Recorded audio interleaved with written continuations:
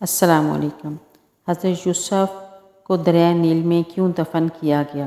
حضرت یوسف علیہ السلام کے قصے کو قرآن کریم کی سورۃ یوسف میں بیان کیا گیا ہے، اور اس سورت کی پہلی آیات میں اس قصے کو سب سے اچھا قصہ قرار دیا گیا ہے۔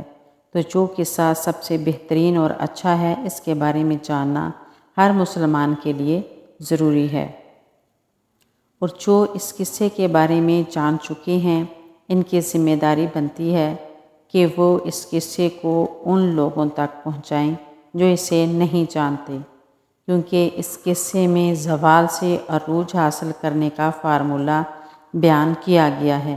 سیدنا حضرت یوسف علیہ السلام اللہ تعالیٰ کے امتحانوں میں ثابت قدم رہے اور صبر کرنے والے ثابت ہوئے، تو اللہ تعالیٰ نے انہیں بادشاہی عطا کی۔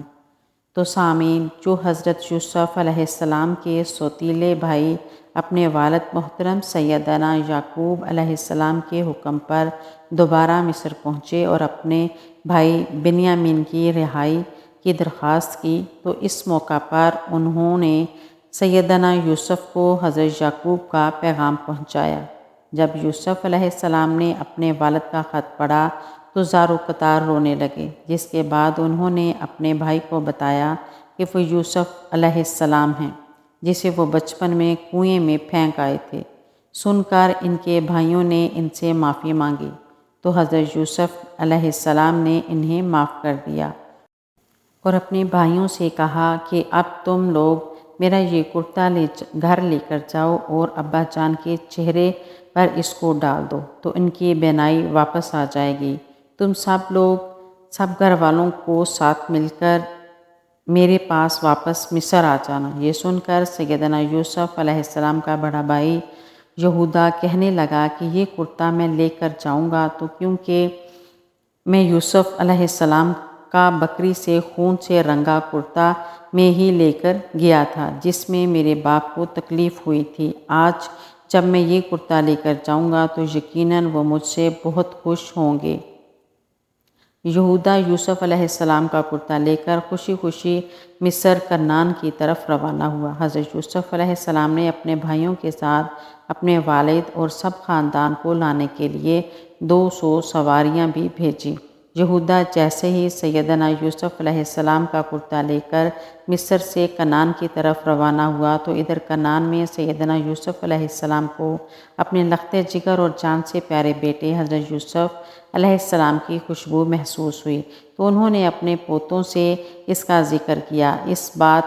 یہ بات قرآن کریم میں اللہ تعالیٰ نے ان الفاظ میں بیان کی ہے کہ سیدنا یعقوب علیہ السلام کہنے لگے کہ اگر تم مجھے یہ نہ کہو کہ بوڑھا سٹھیا گیا ہے، تو مجھے تو یوسف علیہ السلام کی خوشبو آ رہی ہے۔ تو حضرت یعقوب علیہ السلام کے پوتوں نے کہا، آپ اب بھی اس پرانی سی بات کے پیچھے پڑے ہوئے ہیں، بھلا کہاں یوسف علیہ السلام اور کہاں ان کی خوشبو؟ تو جب برادران یوسف ان کا کرتا لے کر گھر پہنچے اور اپنے والد کے چہرے پر ڈالا، تو ان کی آنکھیں درست ہو گئیں اور ان کی روشنی واپس آ گئی۔ جب سیدنا یعقوب علیہ السلام نے کہا، میں نے تم سے نہیں کہا تھا کہ اللہ تعالیٰ کے بارے میں جتنا میں جانتا ہوں تم نہیں جانتے؟ پھر یعقوب علیہ السلام نے تہجد میں اللہ تعالیٰ سے اپنے بیٹوں کی معافی کی دعا کی۔ آپ کی دعا کی وجہ سے تمام برادران یوسف کی بخشش ہو گئی اور اللہ تعالیٰ نے یہ خوشخبری سنائی کہ آپ بیٹوں کے گناہوں کو آپ کی دعاؤں سے معاف کر دیا گیا ہے۔ پھر حضرت یعقوب علیہ السلام نے اپنے لخت جگر سیدنا یوسف علیہ السلام کی ملک مصر جانے کی تیاریاں شروع کیں۔ حضرت یعقوب علیہ السلام کے خاندان کے کل 72 یا 73 آدمی تھے جو مصر روانہ ہوئے۔ جب حضرت یعقوب کا قافلہ مصر کے قریب پہنچا تو حضرت یوسف علیہ السلام ایک عظیم الشان جلوس کے ہمراہ آپ کے استقبال کے لیے آئے۔ اس جلوس کے دونوں طرف مصر کی عوام باادب کھڑی تھی۔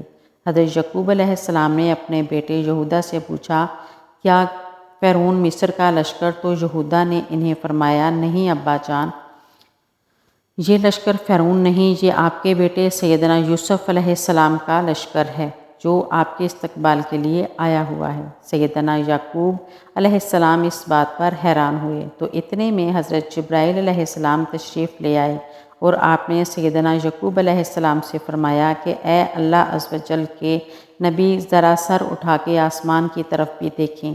آپ خوشی میں شرکت کے لیے فرشتوں کا جمع غفیر بھی حاضر ہے، اور ان میں وہ فرشتے بھی شامل ہیں جو آپ کے غم میں آپ کے ساتھ روتے رہے۔ اس کے بعد سیدنا یعقوب علیہ السلام اپنے فرزند حضرت یوسف علیہ السلام سے ملے۔ 40 بعد ہونے والی اس ملاقات نے باپ بیٹے کو آپ دیدہ کر دیا۔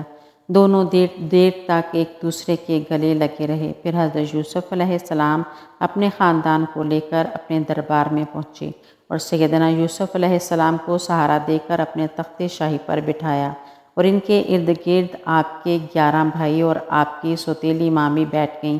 اس کے بعد شاہی آداب کے احترام میں سب نے سیدنا یوسف علیہ السلام کے سامنے سجدہ کیا۔ تفسیر یوسف میں لکھا ہے، یہ سجدہ تحیید تھا جو اس وقت جائز تھا جب سب کے سب حضرت یوسف کے سامنے سجدے میں گر پڑے۔ تو اس کے بعد انہوں نے اپنے والد سے کہا کہ ابا جان، یہ پہلے خواب کی تعبیر ہے، بے شک اسے میرے رب نے سچا کیا اور بے شک مجھ پر احسان کیا۔ یہ مجھے قید سے نکالا اور آپ سب کو گاؤں سے لے کر آیا۔ اس کے بعد شیطان نے مجھ میں اور میرے بھائیوں میں ناچاکی کرا دی۔ بے شک میرا رب جس کام کو چاہے آسان کر دے، بے شک وہی علم و حکمت والا ہے۔ یعنی میرے 11 بھائی ستارے ہیں، اور میرے باپ سورج اور میری والدہ چاند ہیں، اور یہ سب مجھ کو سجدہ کر رہے ہیں۔ اس کے بعد بادشاہ مصر حضرت یوسف علیہ السلام پر ایمان لے آیا اور اس نے ساری بادشاہت آپ کے حوالے کر دی۔ اس طرح بنی اسرائیل کو مصر میں حکومت مل گئی اور یہاں آباد ہو گئے۔ حضرت یعقوب علیہ السلام نے اپنی باقی زندگی حضرت یوسف علیہ السلام کے ساتھ خوش و خرم گزاری۔ سیدنا یعقوب علیہ السلام تقریباً 24 سال تک مصر میں رہے اور پھر ان کی وفات ہو گئی۔ اس کے بعد حضرت یوسف علیہ السلام نے ان کی وصیت کے مطابق فلسطین میں تدفین کیا۔ حضرت یعقوب علیہ السلام کی وفات کے بعد حضرت یوسف علیہ السلام نے مزید 23 سال مصر پر حکومت کی۔ آپ علیہ السلام نے 120 سال کی عمر پائی۔ سیدنا یوسف علیہ السلام کے وصال کے بعد ان کی تدفین پر ان کے چاہنے والوں میں اختلاف پیدا ہو گیا۔ مصر کی عوام کا آپ کی محبت میں یہ عالم تھا کہ ہر کوئی چاہتا تھا کہ حضرت یوسف کو ان کے محلے میں دفن کیا جائے تاکہ ان کے محلے میں خیر و برکت رہے۔ آخر میں اہلیان مصر اس بات پر راضی ہوئے کہ آپ کو دریائے نیل میں دفن کیا جائے تاکہ دریا کا پانی آپ کی قبر مبارک کو چھو کر گزرے اور تمام مصر والے اس سے برکت حاصل کریں۔ اس لیے آپ کا جسم مبارک کو سنگ مرمر کے صندوق میں بند کر کے دریائے نیل میں دفن کر دیا گیا۔ پھر 400 سال بعد حضرت موسیٰ علیہ السلام کے زمانے میں جب اللہ تعالیٰ نے بنی اسرائیل کو حضرت موسیٰ علیہ السلام کی قیادت میں مصر چھوڑنے کا حکم دیا، تو سیدنا موسیٰ علیہ السلام کو حضرت یوسف علیہ السلام کی میت بھی اپنے ساتھ لے جانے کا حکم دیا، جس پر حضرت موسیٰ علیہ السلام ان کا تابوت دریائے نیل سے نکال کر اپنے ساتھ فلسطین لے گئے، جہاں سیدنا یوسف علیہ السلام کے تابوت کو حضرت اسحاق اور حضرت یعقوب علیہ السلام کے برابر میں دفن کیا گیا۔ اس وقت آپ کا مزار مبارک فلسطین میں ہے۔ یہ تھا وہ قصہ جس کو اللہ تعالیٰ نے احسن القصص کہا ہے۔ بے شک اس قصے میں تمام انسانوں اور بالخصوص مسلمانوں کے لیے بڑا سبق اور عبرت ہے۔ اللہ عز و جل سے دعا ہے کہ ہم سب کو دین سیکھنے اور سکھانے کی توفیق عطا فرمائے، آمین۔ میرے چینل کو سبسکرائب کیجیے، ویڈیو کو لائک اور شیئر کریں۔ اللہ حافظ۔